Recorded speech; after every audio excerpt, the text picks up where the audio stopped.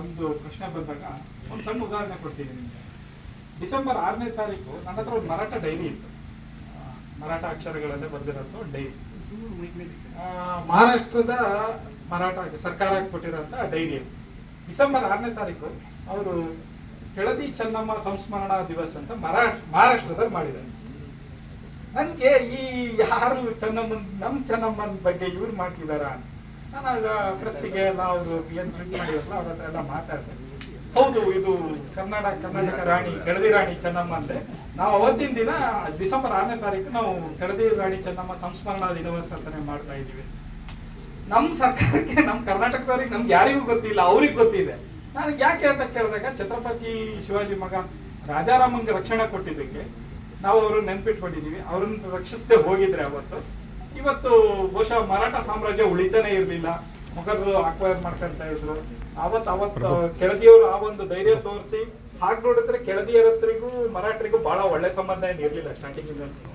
ಇಕ್ಕೇರಿ ಮೇಲೆ ಅಟ್ಯಾಕ್ ಆಗಿದ್ದಿರ್ಬೋದು, ಕೆಳದಿ ಮೇಲೆ ಅಟ್ಯಾಕ್ ಆಗಿರ್ಬೋದು, ಅಥವಾ ಬಿಗ್ನೂರ್ ಮೇಲೆ ಆಗಿರ್ಬೋದು, ಪ್ರತಿ ಬಾರಿ ಅವ್ರು ನಮ್ಮನ್ನು ಲೂಟಿ ಮಾಡಿದ್ದೇ ಆಗಿತ್ತು. ಆದ್ರೂ ಒಬ್ಬ ಅರಸ ಆಶ್ರಯ ಬೇಡಿ ಬಂದಾಗ ಚೆನ್ನಮ್ಮ ಹಿಂದೆ ಮುಂದೆ ಯೋಚನೆ ಮಾಡಲ್ಲ. ದ ಕೌನ್ಸಿಲ್ ಆಫ್ ಮಿನಿಸ್ಟರ್ಸ್ ಅದ್ರಲ್ಲಿ ಬರೀತಾರೆ. The council of ministers, Chennamma ಅಂತ council of ministers they refrain to give shelter to Rajarama ಅಂತ. ಅಂದ್ರೆ ನೀವು ಈ ರಿಸ್ಕ್ ತಗೊಂಬೇಡಿ, ಇದು ಬಹಳ ದೊಡ್ಡ ಡೇಂಜರಸ್ ಆಗುತ್ತೆ. ಯಾಕಂದ್ರೆ ಅವ್ರ ಸೈನ್ಯ ಏನಾದ್ರು ಒಳಗಡೆ ಬಂದ್ರೆ ನಮ್ಗೆ ತಡೆಯೋ ಶಕ್ತಿ ಇಲ್ಲ ಅಂತ. ಬಟ್ ಚೆನ್ನಮ್ಮ ಏನ್ ಹೇಳ್ತಾರೆ ಅಂದ್ರೆ ಇಲ್ಲ, ನಾವು ಕೊಡ್ಲೇಬೇಕು, ರಕ್ಷಣೆ ಕೊಡಲೇಬೇಕು ಅಂತ ಹೇಳಿ ಕೊಡ್ತಾರೆ. ಇಲ್ಲಿಂದ ಗಾಜ್ನೂರ್ ಸೀಮೆ ದಾಟಿಸಿ ಜಿಂಜಿಗೆ ಕಳಿಸ್ತಾರೆ.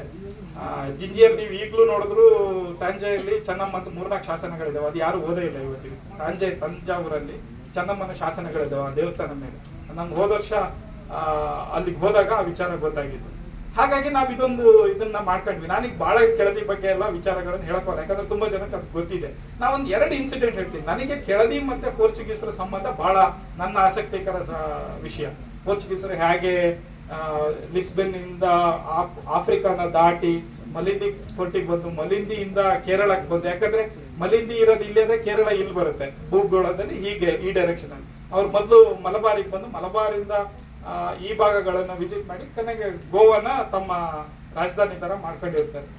ಆದ್ರೆ ಆ ಇತಿಹಾಸ ಓದ್ಬೇಕಾದ್ರೆ ಒಂದು ಆಶ್ಚರ್ಯ ಏನಂದ್ರೆ, ಈ ಪೋರ್ಚುಗೀಸರಿಗೆ ಗನ್ನರಿ ಪವರ್ ಅಂದ್ರೆ ಅವ್ರ ಸಮುದ್ರದ ಮೇಲಿನ ಅವ್ರ ಹಿಡಿತ ಹೆಂಗಿತ್ತು ಅಂದ್ರೆ, ಅವ್ರು ಬಂದು ಸಮುದ್ರದ ಬಾಗ್ಲಲ್ಲಿ, ಆಳ ಸಮುದ್ರದಲ್ಲಿ ಲಂಗರ್ ಹಾಕಿ ಅವರ ಹಡಗನ್ನ ಈ ಭಾಗದಲ್ಲಿ ಹಾರಿಜಾಂಟಲ್ ಇಂದ ವರ್ಟಿಕಲ್ ರೀತಿ ಮಾಡಿ ನಿಮ್ ಸಮುದ್ರದ ಕೋಟೆ ಎದುರುಗಡೆ ನಿಲ್ಸ್ರು ಅಂದ್ರೆ ಎಲ್ಲರೂ ಸರೆಂಡರ್ ಆದ್ರು ಅಂತಾನೆ ಅರ್ಥ. ಯಾಕಂದ್ರೆ ಒಂದೊಂದು ಹಡಗಲ್ಲಿ ಕನಿಷ್ಠ ಅಂದ್ರೆ 32 ಫಿರಂಗಿಗಳನ್ನ ಫಿಟ್ ಮಾಡೋ ಅಂತ ಅಷ್ಟು ತಾಕತ್ ಇರೋಂತ ಫಿರಂಗಿಗಳನ್ನು ಅವ್ರು ಇಟ್ಕೊಂಡಿರ್ತಿದ್ರು.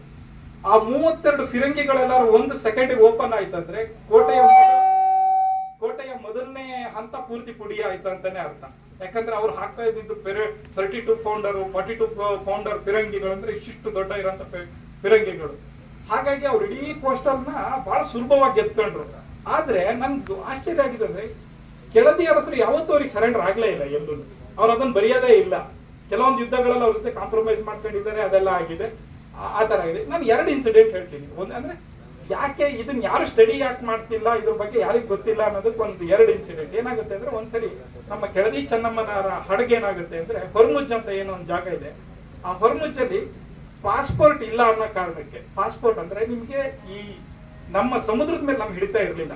ನಮ್ಮ ಸಮುದ್ರದಿಂದ ಇನ್ಲ್ಯಾಂಡ್ ಏನಿದೆ, ಇನ್ಲ್ಯಾಂಡ್ ಮೇಲೆ ಕೆಳದಿ ಅರಸರು ಈ ಪೂರ್ವ ಕರಾವಳಿಯನ್ನು ನಮ್ಗೆ ಹಿಡಿತಾ ಇದೆ. ನೀವು ನಿಮ್ಮ ಹೆಜ್ಜೆನ ಸಮುದ್ರಕ್ಕೆ ಇಟ್ವೆ ಅಂದ್ರೆ ನಿಮಗೆ ಪಾಸ್ಪೋರ್ಟ್ ಬೇಕಿತ್ತು, ಕಾರ್ಟ್ರೇಜ್ ಅಂತ ಕರಿತಾ ಇದ್ರು ಅದನ್ನ.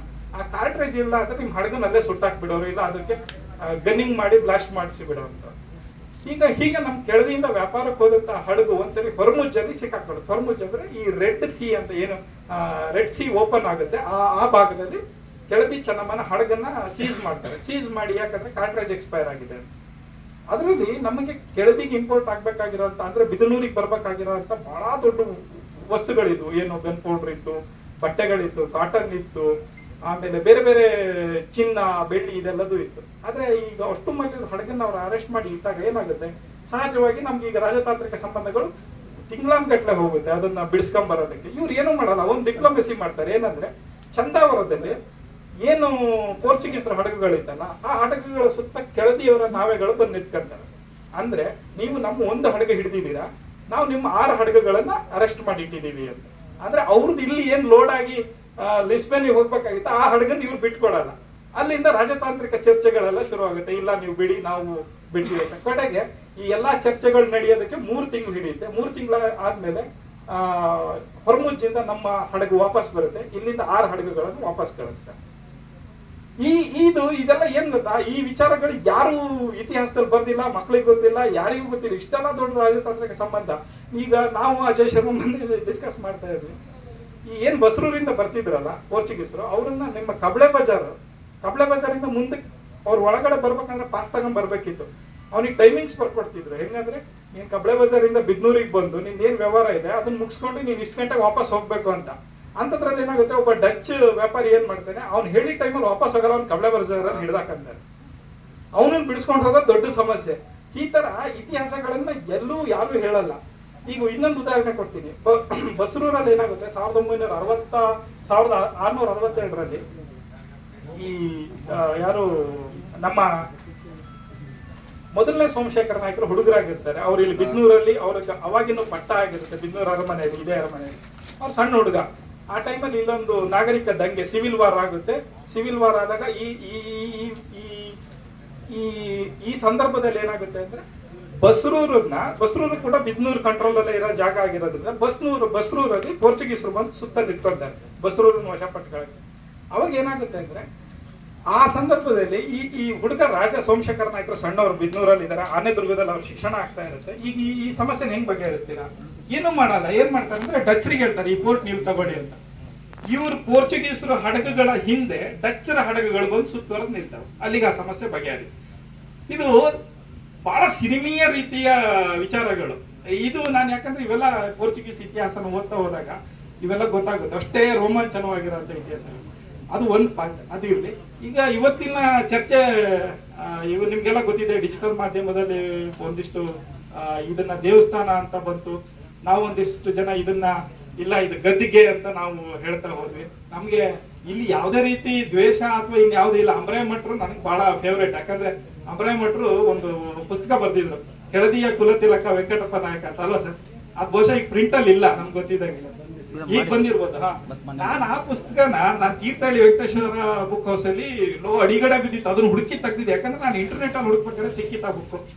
ನಂಗೆ ಅವತ್ತಿಂದ ಇವ್ರನ್ನ ಕಾಂಟ್ಯಾಕ್ಟ್ ಮಾಡಿ ಬಹಳ ವಿಚಾರಗಳನ್ನ ಚರ್ಚೆ ಮಾಡಿದ್ದೀನಿ. ಚರ್ಚೆ ಮಾಡಿಲ್ಲ ಅಂತ ಏನಿಲ್ಲ. ಆದ್ರೆ ನಮ್ಮ ಮತ್ತೆ ಆತರ ಏನಿಲ್ಲ. ಇವತ್ತೊಂದು ಆರೋಗ್ಯಕರ ಚರ್ಚೆ ಇದು ಏನು ಅನ್ನೋದು. ಈಗ ನಾನು ಇತಿಹಾಸಕಾರ ಅಲ್ಲ, ನನಗೆ ಇತಿಹಾಸದ ಬಗ್ಗೆ ಆಸಕ್ತಿ ಇದೆ ಖಂಡಿತ.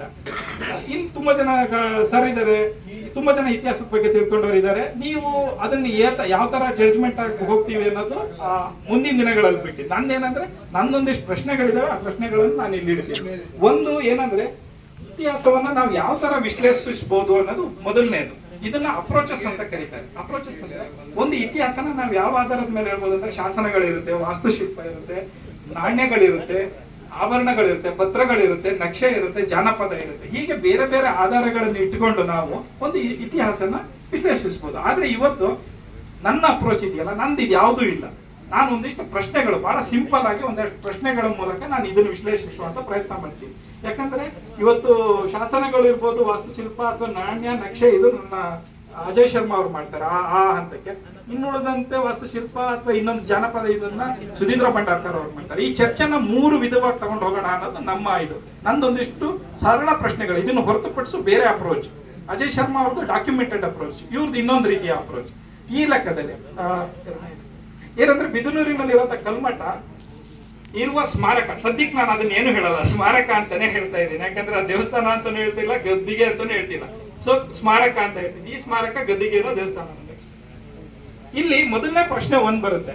ಏನಂದ್ರೆ, ಇಲ್ಲಿ ನೀವೆಲ್ಲ ನೋಡಿದೀರಾ ಇದೇ ತರದ ಒಂದು ದೇವಸ್ಥಾನ ಕೇವಲ ಇಲ್ಲಿಂದ 150 ಮೀಟರ್ ದೂರದಲ್ಲಿ ಇದೇ ತರದ್ದು ಒಂದಿದೆ. ನನ್ನ ಪ್ರಶ್ನೆ ಏನಂದ್ರೆ, ಯಾಕೆ ಒಂದು ಊರಲ್ಲಿ ಕೇವಲ 100ರಿಂದ 150 ಮೀಟರ್ ದೂರದಲ್ಲಿ ಎರಡೆರಡು ನಂದಿ ದೇವಸ್ಥಾನಗಳನ್ನ ಮಾಡ್ತಾರೆ? ಮುಂದೆ ಯಾಕೆ ಅಂದ್ರೆ, ಇದು ಅಲ್ಲಿರೋ ಅಂತ ಇದೇ ಸ್ಮಾರಕ, ಇದೇ ರೀತಿಯ ಸ್ಮಾರಕ ಅಲ್ಲಿದೆ. ನೆಕ್ಸ್ಟ್ ಲೈನ್ ನೋಡಿ.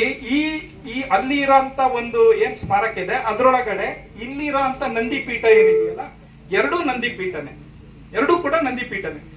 ಅಲ್ಲಿದ್ದಂತ ನಂದಿನ ಮೈಸೂರಿಗೆ ತಗೊಂಡೋಗಿದಾರ ಅಂತ ಒಂದು ಮಾಹಿತಿ ಇದೆ. ಅದು ಕೂಡ ಇಷ್ಟೇ ದೊಡ್ಡ ದೇವಸ್ಥಾನ ಇದೆ. ನನ್ನ ಪ್ರಶ್ನೆ ಇಷ್ಟೇನೆ. ಯಾಕಂದ್ರೆ ನಿಮ್ಗೇನ್ ಬಹಳ ದೂರ ಇಲ್ಲ. ನಾನು ಯಾವ ಊರಲ್ಲೂ ನೋಡಿಲ್ಲ ಹತ್ತತ್ರದಲ್ಲಿ ಎರಡೆರಡು ಒಂದೇ ದೇವಸ್ಥಾನಗಳನ್ನು ಮಾಡಿ. ದೇವಸ್ಥಾನ ಅಂತ ಹೇಳೋದಾದ್ರೆ ಎರಡೆರಡು ದೇವಸ್ಥಾನಗಳನ್ನ ಒಂದೇ ಜಾಗದಲ್ಲಿ ಅಥವಾ ಹತ್ತತ್ರದಲ್ಲಿ ಮಾಡ್ಕೊಂಡಿರೋ ಉದಾಹರಣೆಗಳು ಎಲ್ಲೂ ಇಲ್ಲ. ಹಂಗಾಗಿ ನನಗೆ ಇದೊಂದು ಪ್ರಶ್ನೆ ಬಂದಿದೆ. ಯಾಕಂದ್ರೆ ಯಾವ ಕಾರಣಕ್ಕಾಗಿ ಎರಡೆರಡು ದೇವಸ್ಥಾನಗಳು ಅಥವಾ ದೇವಸ್ಥಾನದ ರೀತಿಯದನ್ನು 100 ಮೀಟರ್ ದೂರದಲ್ಲಿ ಮಾಡ್ಕೊಂಡಿದ್ದಾರೆ? ಒಂದು ಪ್ರಶ್ನೆ. ಎರಡನೇದು, ಒಂದು ವೇಳೆ ಇದನ್ನ ನಾವು ದೇವಸ್ಥಾನ ಅಂತಾನೆ ಕನ್ಸಿಡರ್ ಮಾಡೋದಾದ್ರೆ ಈ ದೇವಸ್ಥಾನ ಸುಸ್ಥಿತಿಲಿದೆ. ನಮ್ಮ ಸಮಾಜದಲ್ಲಿ, ನಮ್ಮ ಧರ್ಮದಲ್ಲಿ ದೇವಸ್ಥಾನಗಳು ಯಾವತ್ತು ಹಾಳಾಗುತ್ತೆ ಅಂದ್ರೆ,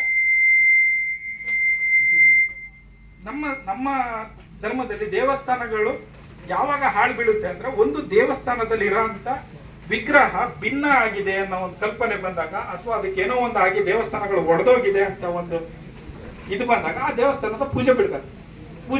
ಅದನ್ನ ಹಾಳು ಬಿಟ್ರು ಬಿಡ್ಬೋದು, ಇಲ್ಲ ಪುನರುದ್ಧಾರ ಮಾಡಿದ್ರು ಮಾಡ್ಬೋದು. ಹಾಗಾಗಿ ನನ್ನ ಪ್ರಶ್ನೆ ಇಷ್ಟೇ, ಈಗ ಅಲ್ಲಿ ವಿಗ್ರಹನೇ ಇಲ್ಲ, ಆದ್ರೆ ಇಲ್ಲಿ ವಿಗ್ರಹ ಇದೆ, ದೇವಸ್ಥಾನ ಗಟ್ಟಿಮುಟ್ಟಾಗಿದೆ, ದೇವಸ್ಥಾನ ಅಂತ ಹೇಳೋದಾದ್ರೆ ಗಟ್ಟಿಮುಟ್ಟಾಗಿದೆ. ಯಾಕೆ ಇದು ಇವತ್ತಿಗೂ ಇದಕ್ಕೆ ಪೂಜೆ ಇಲ್ಲ? ಒಂದು.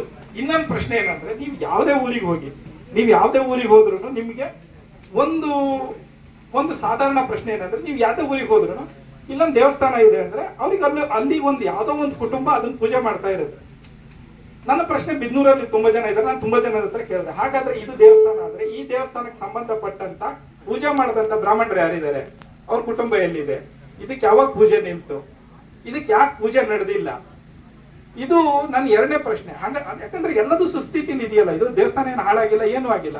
ಬೇರೆ ದೇವಸ್ಥಾನಗಳು ಹಾಳಾಗಿದ್ದಾವೆ, ದೇವಸ್ಥಾನನ ಕಾರಣ ಪೂಜೆ ನಿಂತಿದೆ. ಹಾಗಾದ್ರೆ ಇದಕ್ಕೆ ಬಿದ್ನೂರವ್ರು ತುಂಬಾ ಜನ ಇದ್ದೀರಾ, ನೀವು ಉತ್ತರ ಕೊಡಿ. ಏನಂದ್ರೆ, ಇದಕ್ಕೆ ಪೂಜೆ ನಡೆದಿದ್ದ ಇತಿಹಾಸ ಇದೆಯಾ, ಇದಕ್ಕೆ ಸಂಬಂಧಪಟ್ಟಿರೋ ಕುಟುಂಬದವ್ರು ಯಾರು ಇದಾರಾ, ಯಾಕಿಲ್ಲ? ಪೂಜೆ ನಡೆದೇ ಇಲ್ಲ. ಯಾಕಂದ್ರೆ ಇದು ಗದಿಗೆ ಅನ್ನೋ, ನಾನು ಹೇಳ್ತಿದ್ದೀನಿ, ಇದು ಗದಿಗೆ ಅನ್ನೋ ಕಾರಣಕ್ಕಾಗಿ ಇದು ಪೂಜೆ ನಡೀದೇ ಇರ್ಬೋದು. ಒಂದು. ಹಾಗಾಗಿ ನನ್ನ ಎರಡನೇ ಪ್ರಶ್ನೆ ಇದು. 150 ಮೀಟರ್ ದೂರದಲ್ಲಿ ಎರಡೆರಡು ನಂದಿ ದೇವಸ್ಥಾನಗಳು ಯಾಕಿದಾವೆ, ಎರಡೆರಡು ನಂದಿ ದೇವಸ್ಥಾನ ಪೂಜೆ ಯಾಕೆ ನಡೆದಿಲ್ಲ ಅಂತ. ಮೂರನೇದೇನಂದ್ರೆ, ನಿಮಗೆ ನೆನಪಿರ್ಬೋದು, ಇಲ್ಲೇ ಒಂದು ಚೌಡಿಕಟ್ಟೆ ಇದೆ. ಆದ್ರೆ ಇಷ್ಟು ದೊಡ್ಡ ದೇವಸ್ಥಾನಕ್ಕೆ ಪೂಜೆ ನಡೀದೇ ಇರೋದು, ಇದಕ್ಕೆ ಇತಿಹಾಸ ಇಲ್ಲದೆ ಇರೋದು ಒಂದಾದ್ರೆ, ಇಲ್ಲೇ ಇರುವಂತ ಅತಿ ಸಣ್ಣ ಚೌಡಿಕಟ್ಟೆಗೆ ಎಷ್ಟೋ ವರ್ಷದಿಂದ ಪೂಜೆ ನಡ್ಕೊ ಬಂದಿದೆ. ಅದು ಹೆಂಗ್ ಸಾಧ್ಯ? ಇಷ್ಟು ದೊಡ್ಡದನ್ನ ನಾವು ಇಗ್ನೋರ್ ಮಾಡಿ ಯಾವ್ದೋ ಒಂದು ಸಣ್ಣ ಚೌಡಿಕಟ್ಟೆಗೆ ಹೆಂಗ್ ಪೂಜೆ ಮಾಡ್ತಾ ಇದೀವಿ? ಇದು ನಂದು ಇನ್ನೊಂದು ಪ್ರಶ್ನೆ. ಮುಂದಿದ್ದಕ್ಕೆ ಹೋದ್ರೆ, ಈಗ ನಾವು ಕೆಳದಿ ಇತಿಹಾಸ ಬಂದಾಗ ಈ ಕೆಳದಿ ಇತಿಹಾಸ ಬಂದಾಗ ಗುಂಡಾ ಜೋಯಿಸರನ್ನ ಗುಂಡಾ ಜೋಯಿಸರು ಕೆಳದಿ ಇತಿಹಾಸಕ್ಕೋಸ್ಕರ ತಮ್ಮ ಇಡೀ ಜೀವನ ಇಟ್ಕೊಂಡಿದ್ದಾರೆ. ಅವ್ರು ಬರೆದಿರೋಷ್ಟು ಪುಸ್ತಕಗಳು, ಡಾಕ್ಯುಮೆಂಟ್ಸ್ ಬಹಳಷ್ಟು ಇದಾವೆ. ಹಾಗಾದ್ರೆ ಗುಂಡಾ ಜೋಯಿಸರು ಇದ್ರ ಬಗ್ಗೆ ಏನ್ ಹೇಳಿದ್ದಾರೆ ಅನ್ನೋದು ಮುಂದಿನ ಸ್ಲೈಡ್. ಬಹುಶಃ ನೀವು ಇದನ್ನ ನೋಡಿದ್ರೆ, ಇದು ಕೆಳದಿ ಗುಂಡಾ ಜೋಯಿಸರ ಒಂದು ಪುಸ್ತಕ. ಏನಂದ್ರೆ ಕೆಳದಿ ನೃಪ ವಿಜಯ ಅಂತ ಹೇಳಿ. ಅವರು ಕೂಡ 1977ನೇ ಇಸ್ವಿಯಲ್ಲಿ ಅದನ್ನ 77ರಲ್ಲಿ 27ರಲ್ಲಿ ಶ್ಯಾಮಶಾಸ್ತ್ರಿಗಳು ಮಾಡಿರೋದು. 76ರಲ್ಲಿ ಈ ಪುಸ್ತಕ ಬರೀತಾರೆ ಗುಂಡಾ ಜೋಯಿಸರು, ಕನ್ನಡ ಸಾಹಿತ್ಯ ಪರಿಷತ್. ಈ ಪುಸ್ತಕನ 77ನೇ ಇಸ್ವಿಯಲ್ಲಿ ಕವಿ ಸುರೇಶ್ ಅಂದ್ರೆ ಅವರು ಕೆಳದಿ ಕವಿ ಲಿಂಗಣ್ಣನ ಮನೆತನಕ್ಕೆ ಸೇರಿದಂತವ್ರು. ಅವ್ರು ಅದನ್ನ ಇಂಗ್ಲಿಷಿಗೆ ಟ್ರಾನ್ಸ್ಲೇಟ್ ಮಾಡ್ತಾರೆ. ಆ ಇಂಗ್ಲಿಷಿಗೆ ಟ್ರಾನ್ಸ್ಲೇಟ್ ಮಾಡಿದಾಗ ಗುಂಡಾ ಜೋಯಿಸರು ಏನ್ ಮಾಡಿದ್ರು ಅಂದ್ರೆ, ಇಲ್ಲಿ ನೋಡಿ ನೀವು, ದ ಟಾಂಬ್ ಆಫ್ ರಾಣಿ ಚೆನ್ನಮ್ಮಾಜಿ ಇನ್ ಹಳೆ ನಗರ್ ಅಂತ ಕೊಟ್ಟಿದ್ದಾರೆ. ಅಂದ್ರೆ ಹೊಸನಗರ, ಅದು ಇದು ಹಳೆ ನಗರ. ಇದೇ ದೇವಸ್ಥಾನ ಅಂದ್ರೆ ಅಲ್ಲಿದೆಯಲ್ಲ, ಆ ಫೋಟೋ ಕೊಟ್ಟಿದ್ದಾರೆ ಅವರು. ಆ ಫೋಟೋ ಕೊಟ್ಟು ಇದನ್ನ ಟಾಂಬ್ ಆಫ್ ರಾಣಿ ಅಂದ್ರೆ ಇದು ರಾಣಿಯ ಸಮಾಧಿ ಅಂತ ಹೇಳಿ ಅವರು ಕೂಡ ಅದನ್ನು ಗುರುತಿಸಿದ್ದಾರೆ. ಹಾಗಾಗಿ ಯಾಕಂದ್ರೆ ನಾವು ಕೆಳದಿ ಇತಿಹಾಸ ಹೇಳಕ್ ಹೋದಾಗ ಗುಂಡಾ ಜೋಯಿಸರದು ಬಹಳ ದೊಡ್ಡ ಕಾಂಟ್ರಿಬ್ಯೂಷನ್ ಇದೆ, ನಾವು ಅವ್ರನ್ನ ಇಗ್ನೋರ್ ಮಾಡಂಗಿಲ್ಲ. ಅದಕ್ಕೋಸ್ಕರ ನಾನು ಅದನ್ನು ಕೂಡ ತಗೊಂಡಿದ್ದೇನೆ. ಮುಂದಿನ ಸ್ಲೈಡ್. ಇದಾದ್ಮೇಲೆ ಹಳೆಯ ಬ್ರಿಟಿಷ್ ಮೈಸೂರು ಅಂದ್ರೆ ಈ 1763ರಲ್ಲಿ ಏನು ನಗರದಲ್ಲಿ ಹೈದರಾಲಿ ಅಟ್ಯಾಕ್ ಮಾಡ್ತಾರೆ.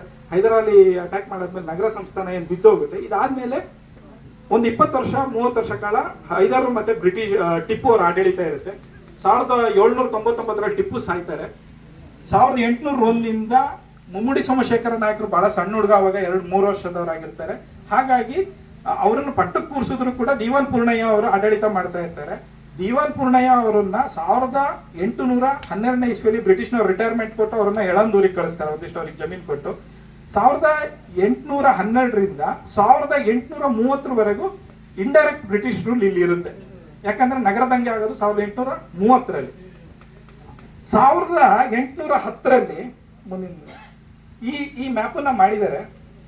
ಈ ಮ್ಯಾಪ್ ಬ್ರಿಟಿಷ್ನವ್ರು ಮಾಡಿರೋದು. ಈ ಮ್ಯಾಪನ್ನ ನೀವು ಇಲ್ಲಿ ನೋಡಿದ್ರೆ ಇಲ್ಲಿ ಏನಂತ ಬರ್ದಿದ್ದಾರೆ ಅಂದ್ರೆ, ಇದು ನೋಡಿ, ಇದು ಕೋಟೆ ಬಾಗಿಲು. ನಿಮ್ಗೆ ಏನಿದೆ, ಈ ಕೋಟೆ ಬಾಗಿಲು, ಇದು ಈ ಕೋಟೆ ಬಾಗಿಲು. ಈ ಕೋಟೆ ಬಾಗಿಲು ಪಕ್ಕ ಇಲ್ಲಿ ಟ್ಯಾಂಕ್ ಅಂತ ಇದೆ. ಟ್ಯಾಂಕ್ ಅಂದ್ರೆ ಇದು. ಆಮೇಲೆ ಈ ಕೋಟೆ ಬಾಗಿಲಿಗೆ ಸರ್ತ ಅಂದ್ರೆ ಇಲ್ಲಿ ಸಿಮೆಂಟ್ರಿ ಅಂತ ಹಾಕಿದ್ದಾರೆ. ಸಿಮೆಂಟ್ರಿ ಅಂದ್ರೆ ಏನು? ಸಿಮೆಂಟ್ರಿ ಅಂದ್ರೆ ಹಿಂದಿಯಲ್ಲಿ ಹೇಳಿದ್ರೆ ಕಬ್ರಿಸ್ತಾನ ಅಥವಾ ಸ್ಮಶಾನ. ಅಂದ್ರೆ ಅವರು ಮಾರ್ಕ್ ಮಾಡಿರೋ ಜಾಗ ಇದೇನೆ. ಈ ಜಾಗ ಇದೆಯಲ್ಲ, ಈ ಜಾಗನೇ ಬ್ರಿಟಿಷ್ನವರು, ಮೈಸೂರಿನವರು ಇದನ್ನ ಕಬ್ರಿಸ್ತಾನ್ ಅಂತ ಹೇಳಿ ಮಾರ್ಕ್ ಮಾಡಿ. ನಾನು ದಾಖಲೆ ಇಟ್ಟು ಇದನ್ನ ಮಾತಾಡ್ತಾ ಇದ್ದೀನಿ.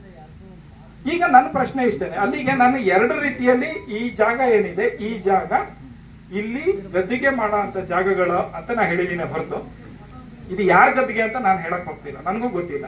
ಇದು ಸೋಮಶೇಖರ ನಾಯಕರದ್ದು. ಯಾಕಂದ್ರೆ ನೀವು ಕೆಳದಿನ ರೂಪವಿಷನ್ ಓದಿದಾಗ ಯಾರ್ಯಾರದ್ದು ಎಲ್ಲೆಲ್ಲಿ ಗದ್ದಿಗೆ ಆಗಿದೆ ಅಂತ ನಮ್ಗೆ ಮಾಹಿತಿಗಳು ಸಿಗುತ್ತೆ. ಇಕ್ಕೇರಿಯಲ್ಲಿ ಎಷ್ಟು ಜನದಾಯ್ತು, ಶಿವಮೊಗ್ಗದಲ್ಲಿ ಯಾರ್ದಾಯ್ತು, ಆಮೇಲೆ ಬಾಳೆಕೊಪ್ಪದ ಮಠದಲ್ಲಿ ಯಾರ್ದಾಯ್ತು, ಹಳೆ ಮಠದಲ್ಲಿ ಯಾರ್ದಾಯ್ತು, ಇಲ್ಲಿ ಯಾರ್ದಾಯ್ತು ಅಂತ ಹೇಳಿದ್ದಾರೆ ಹೊರತು ಇದು ಇವ್ರದೇ ಅನ್ನೋದಕ್ಕೆ ಯಾವ ಆಧಾರನೂ ಇಲ್ಲ. ಈಗ ಅಲ್ಲೊಂದು ಗದ್ದಿಗೆ ಅಂತ ನಾವೇನ್ ಸಮಾಧಿ ಅಂತ ಏನ್ ಹೇಳ್ತಿದೀವಿ ಅದು, ಮತ್ತೆ ಇದು ಈಗ ಸದ್ಯಕ್ಕೆ ಎರಡು ಉಳಿದಿರೋ ಅಂತ ಒಂದಿದು. ಆಮೇಲೆ ನಿಮ್ಗೆ ಆ ತೋಟದಲ್ಲಿ ಹೋದಾಗ ಅಲ್ಲೊಂದು ಮನೆ ಇದೆ, ಪಂಪ್ ಹೌಸ್ ತರ. ಆ ಮನೆ ಆಲ್ಮೋಸ್ಟ್ ಕುಸ್ತು ಬಿದ್ದಿದೆ. ನಾನು ಮೊನ್ನೆ ಹೋದಾಗ ಸುಮ್ಮನೆ ಅದ್ರದ್ದು ಫೌಂಡೇಶನ್ ನೋಡ್ತಾ ಇದ್ದೆ. ಅದ್ರ ಫೌಂಡೇಶನ್ ಅಲ್ಲಿ ಈ ಇಷ್ಟೇ ದೊಡ್ಡದ ಕಲ್ಲುಗಳು ಅಲ್ಲಿ ಅದನ್ನ ಫೌಂಡೇಶನ್ ಮಾಡಿ ಅದ್ರ ಮೇಲೆ ಮನೆ ಕಟ್ಟಿದ್ದಾರೆ. ಅಂದ್ರೆ ನನ್ನ ಅಭಿಪ್ರಾಯ ಏನಂದ್ರೆ, ಇಷ್ಟಿಷ್ಟು ದೊಡ್ಡ ಕಲ್ಲುಗಳನ್ನ ನಾವು ಈಗ ಎತ್ತಕ್ ಸಾಧ್ಯ ಇಲ್ಲ. ಹಿಂದೆ ಅದು ಬಹಳ ದೊಡ್ಡ ಮ್ಯಾನ್ ಪವರ್. ನಮ್ಮ ಬಹುಶಃ ನಾವು ಇಷ್ಟು ಜನ ಸೇರಿದ್ರು ಇದ್ರಲ್ಲಿ 4-5 ಕಲ್ಲನ್ನು ಸಾಕ್ಸೋದು ಕಷ್ಟ. ಬಹುಶಃ ಅದು ಯಾವಾಗ ಒಂದು ಕಾಲದಲ್ಲಿ ಡಿಸ್ಮೆಂಟಲ್ ಆಗಿ ಕೆಳಗೆ ಬಿದ್ದಿದೆ. ಆ ಬಿದ್ದಿರೋ ಜಾಗದಲ್ಲಿ ಅದೇನೇನಿದೆ ಅದು ಕೆಲವರು ತಗೊಂಡು ಹೋಗಿರ್ಬೋದು. ಉಳಿದಿರೋ ಕಲ್ಲನ್ನ ಆಧಾರವಾಗಿಟ್ಟು ಅಲ್ಲೊಂದು ಪಂಪ್ ಹೌಸ್ ತರ ಮಾಡಿದ್ದಾರೆ. ಈಗ ಆ ಪಂಪ್ ಹೌಸ್ ಕೂಡ ಬಿದ್ದಿದೆ. ಅಂದ್ರೆ ನನ್ನ ಪ್ರಕಾರ ಇಲ್ಲಿ ಈ ರೀತಿಯ ಸ್ಮಾರಕಗಳು 1, 2, 3 ಇತ್ತು. 1, 2, 3 ಇತ್ತು. ಆ 3ರಲ್ಲಿ ಒಂದು ಬಿದ್ದಿದೆ. ನಮಗೆ ಕೆಳದಿನ ರೂಪವಿಷಯನ ಓದ್ತಾ ಹೋದಾಗ್ಲೂ ನನಗೆ ಸಿಗೋಂತ ಮಾಹಿತಿ ಪ್ರಕಾರ ಇಲ್ಲಿ 3 ಜನದ, ಈ ಜಾಗದಲ್ಲಿ ಒಟ್ಟು 3 ಜನದ ಸ್ಮಾರಕಗಳು ಅಂದ್ರೆ ಗದ್ದಿಗೆ ಆಗಿರುವಂತ ಮಾಹಿತಿಗಳು ಸಿಗ್ತವೆ. ಇದು ಈ ಆಧಾರದ ಮೇಲೆ ನಾನು ಏನ್ ಹೇಳಕ್ ಇಷ್ಟಪಡ್ತೀನಿ ಅಂದ್ರೆ, ಬಹುಶಃ ಈ ಜಾಗ ಅಂದ್ರೆ ನಾನು ಈ ನಕ್ಷೆ ಮತ್ತೆ ಒಂದು ಗುರುರಾಜ್ ಕಲ್ಲಾಪುರ್ ಸರ್ ಇದ್ದಾರೆ ಇಲ್ಲಿ. ಏನಂದ್ರೆ ನೋಡಿ ಸರ್, ನಿಮ್ಗೆ ಈಗ ಅಪ್ರೋಚಸ್ ಆಫ್ ಹಿಸ್ಟ್ರಿ ನಿಮ್ಗೆ ಗೊತ್ತಿದೆ. ಈಗ ಸ್ಮಾರಕಗಳು, ನಾಣ್ಯಗಳು, ನಕ್ಷೆಗಳು ಇದನ್ನ ಬಿಟ್ಟು ನಾವು ಪ್ರಶ್ನೆ ಮಾಡ್ಬೋದಲ್ಲ. ಸಾಧಾರಣ ಪ್ರಶ್ನೆಗಳನ್ನ ನಾವು ಕೇಳ್ಬೋದು. ನಾನು ಕೇಳಿರೋದು ಸಾಧಾರಣ ಪ್ರಶ್ನೆಗಳೇ.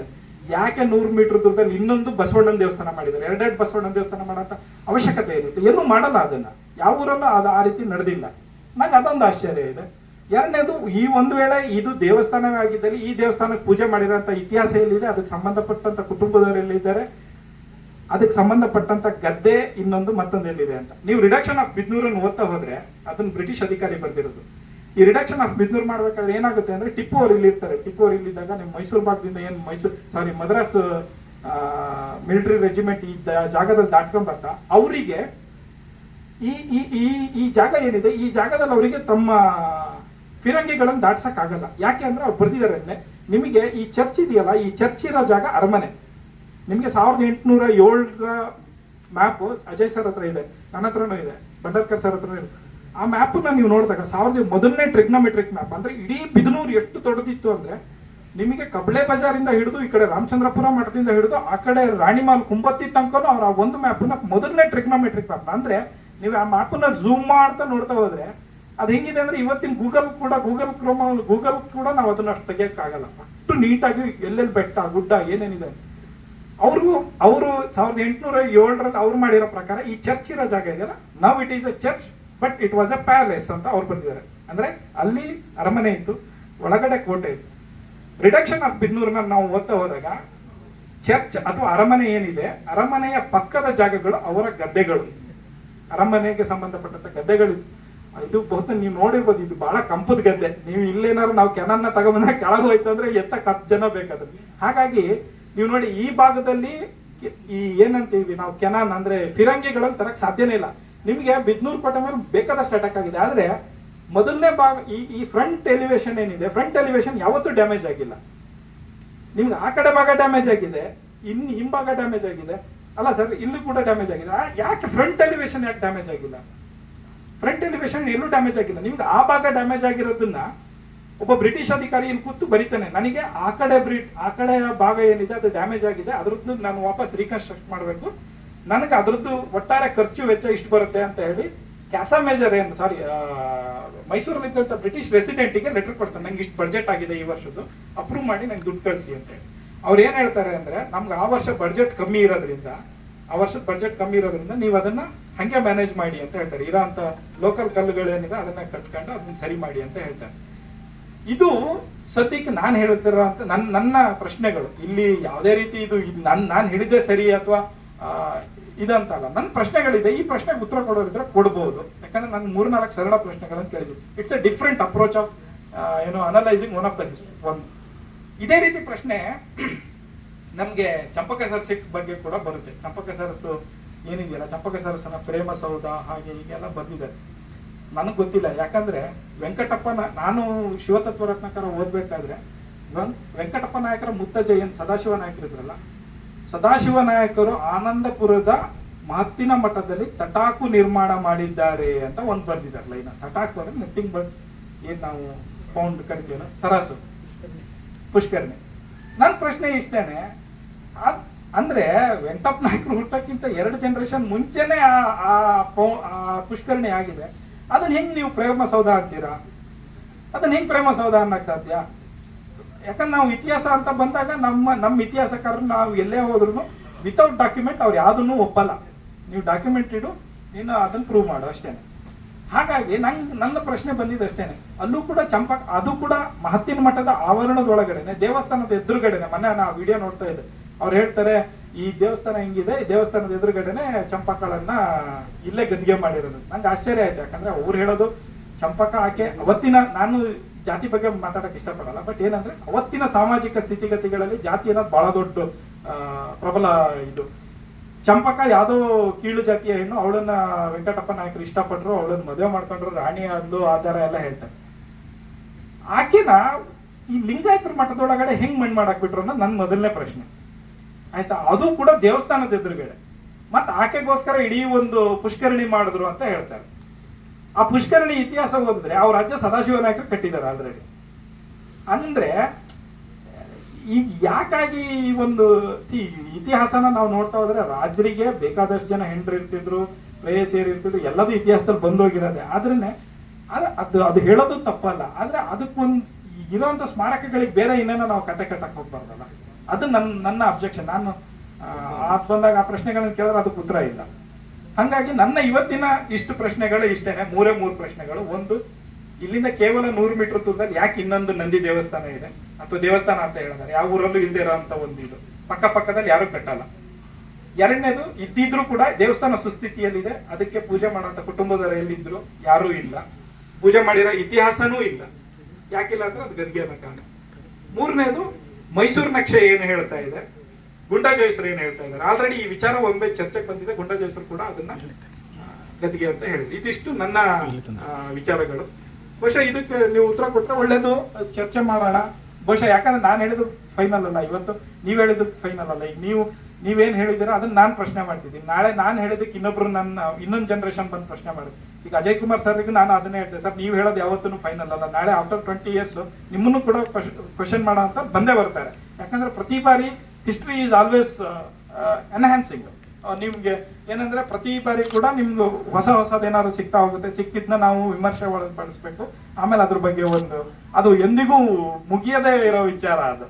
ಹಾಗಾಗಿ ನನ್ನ ಪ್ರಶ್ನೆಗಳು ಇಷ್ಟಿದಾವೆ ಈ ವಿಚಾರದ ಬಗ್ಗೆ. ನೋಡೋಣ ಮುಂದಿನ ಚರ್ಚೆಗಳಲ್ಲಿ ಏನೇನು ವಿಷಯ ಬರುತ್ತೆ ಅಂತ. ಗುರುರಾಜ್ ಕಲ್ಲಪುರ ಸರ್ ಇಲ್ಲಿದ್ದಾರೆ, ಅವರು PhD ಮಾಡಿದ್ದಾರೆ ಕೆಳದಿ ವಿಚಾರದಲ್ಲಿ.